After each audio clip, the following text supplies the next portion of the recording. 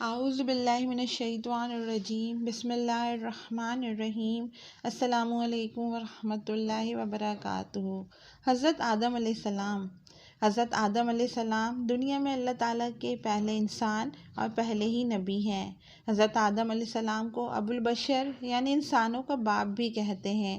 آدم کے معنی ہیں گندمی رنگ والے، کیونکہ ان کا رنگ گندمی تھا اور گندم کھانے ہی کی وجہ سے بہشت سے نکالے گئے تھے، اس لیے ان کا نام بھی آدم ٹھہرا۔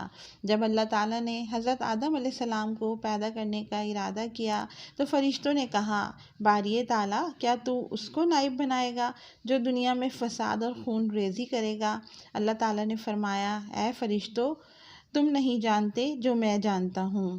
پھر جبرائیل علیہ السلام کو حکم دیا کہ زمین پر سے ایک مٹھی بھر خاک لاؤ۔ چنانچہ وہ زمین پر آئے اور جہاں اب خانہ کعبہ ہے ایک مٹھی خاک لینے لگے تو زمین چلا اٹھی، خدا کی قسم، مجھ سے خاک مت لے، کیونکہ یہ جو خلیفہ پیدا ہونے والا ہے وہ اور اس کی اولاد بہت گناہ گار ہوگی اور عذاب دے جائے گی، میں وہ عذاب برداشت نہ کر سکوں گی۔ مٹی کی پکار سن کر جبرائیل علیہ السلام واپس چلے گئے۔ ان کے بعد دو فرشتے میکائیل اور اسرافیل مٹی لینے کے لیے آئے، لیکن ان سے بھی مٹی نے یہی فریاد کی، وہ دونوں بھی خالی ہاتھ چلے گئے۔ تب اللہ تعالیٰ نے اسرائیل علیہ السلام کو بھیجا۔ زمین نے پھر چیخو پکار کی، مگر انہوں نے ایک نہ سنی اور اللہ تعالیٰ کے حضور میں مٹی پیش کر دی۔ اللہ تعالیٰ نے وہ مٹھی بھر خاک طائف شریف اور مکہ مکرمہ کے درمیان میں رکھ دی اور رحمت کی بارش کے چھینٹوں سے اسے خوب تر کیا، اور پھر اللہ تعالیٰ نے اس مٹی سے حضرت آدم علیہ السلام کا پتلا بنایا اور بعد میں اس میں روح پھونکی اور آدم علیہ السلام زندہ ہو گئے۔ حضور اکرم صلی اللہ علیہ وآلہ وسلم کے مشہور صحابی حضرت عبداللہ ابن عباس روایت کرتے ہیں کہ حضور اکرم صلی اللہ علیہ وآلہ وسلم نے فرمایا کہ جب آدم کا پتلا تیار ہوا تو اللہ تعالیٰ نے میرا نور ان کی پیشانی میں سمو دیا، اور پھر ان کے پتلے میں جان ڈال دی گئی اور فرشتوں کو حکم دیا کہ وہ حضرت آدم علیہ السلام کو سجدہ تعظیم کریں۔ سب فرشتوں نے حضرت آدم علیہ السلام کو سجدہ کیا، لیکن ابلیس شیطان نے انکار کر دیا اور کہا کہ اے اللہ تعالیٰ، میں اس سے یعنی کہ آدم علیہ السلام سے بہتر ہوں، کیونکہ مجھے تو نے آگ سے بنایا ہے اور آدم کو مٹی سے بنایا ہے۔ اللہ تعالیٰ کو اس کی نافرمانی پسند نہ آئی اور اس نے اپنی بارگاہ سے دور کر دیا اور بہشت سے نکال دیا۔ کچھ عرصے بعد اللہ تعالیٰ نے حضرت آدم علیہ السلام کے پہلو کی پسلی سے اماں حوا کو پیدا کیا اور آدم علیہ السلام کا ان سے نکاح کر دیا۔ پھر اللہ تعالیٰ نے حضرت آدم علیہ السلام اور حوا کو بہشت میں رہنے کا حکم دیا اور فرمایا، اے آدم، تم پر اور تمہاری بیوی پر بہشت کی ہر چیز حلال ہے، لیکن گندم کے پیڑ کے پاس نہ جانا، اگر تم جاؤ گے تو ظالموں میں سے ہو جاؤ گے۔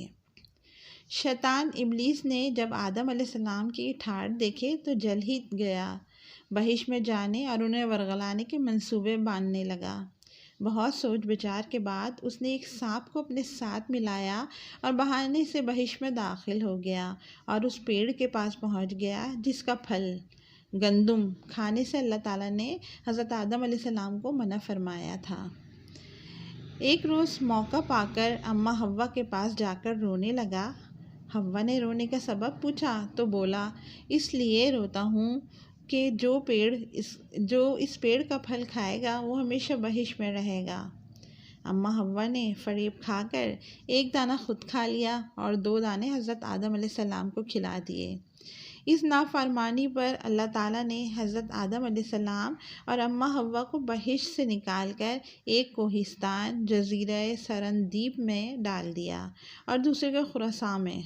کہتے ہیں کہ اس سزا پر حضرت آدم علیہ السلام 300 برس تک روتے رہے۔ ایک روز حضرت جبرائیل علیہ السلام ان کے پاس آئے اور کہا، اے آدم، موت سے پہلے حج کیجیے۔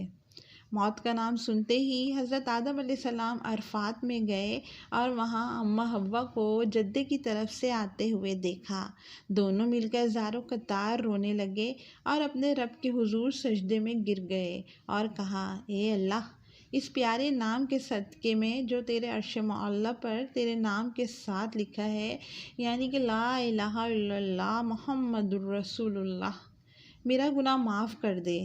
بس لہٰذا حضور اکرم صلی اللہ علیہ وآلہ وسلم کے صدقے میں اللہ تعالیٰ نے ان کا گناہ معاف کر دیا، حکم دیا اب تم دونوں دنیا میں رہو اور زمین میں ہل چلاؤ، بو اور کھاؤ پیو، اور ہل چلانے کے لیے بیل بھی دنیا میں بھیج دیے۔ اس کے بعد حضرت آدم علیہ السلام سرندیب میں مقیم ہو گئے۔ پھر اماں حوا کے ہاں ایک بیٹا قابیل اور ایک بیٹی عقلیمہ پیدا ہوئے۔ ان کے ہاں اسی طرح جوڑا جوڑا پیدا ہوتا گیا۔ کچھ عرصے بعد حضرت شیش علیہ السلام پیدا ہوئے، جو آدم علیہ السلام کی رحلت کے بعد ان کے جانشین مقرر ہوئے، اور اللہ تعالیٰ نے انہیں بھی نبوت عطا کی۔ حضرت آدم علیہ السلام کے زمانے میں جو علوم ظاہر ہوئے وہ علم طب، علم حساب اور علم موسیقی تھے۔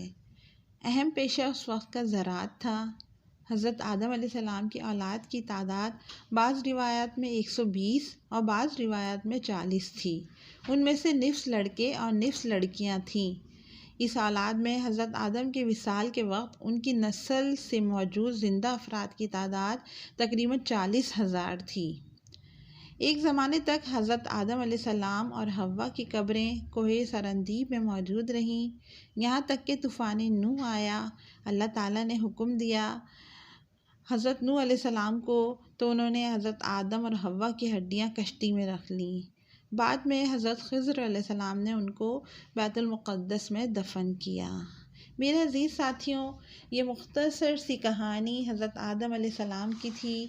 آپ لوگ غور سے سنیں اس کہانی کو اور اب ذہن نشین بھی کر لیں انشاءاللہ۔ رمضان کے آخر میں ان میں سے جتنی بھی کہانیاں آپ کو سنائی جائیں گی ان میں سے آپ سے سوالات پوچھے جائیں گے، اور صحیح جواب دینے پر انشاءاللہ ایک گفٹ بھی دیا جائے گا۔ تو اپنا بہت خیال رکھیے گا۔ انشاءاللہ کل یا پرسوں ایک نئی کہانی کے ساتھ حاضر ہوں گے انشاءاللہ۔ وآخر الدعوانا ان الحمد للہ رب العالمین۔ دعاؤں میں یاد رکھیے گا۔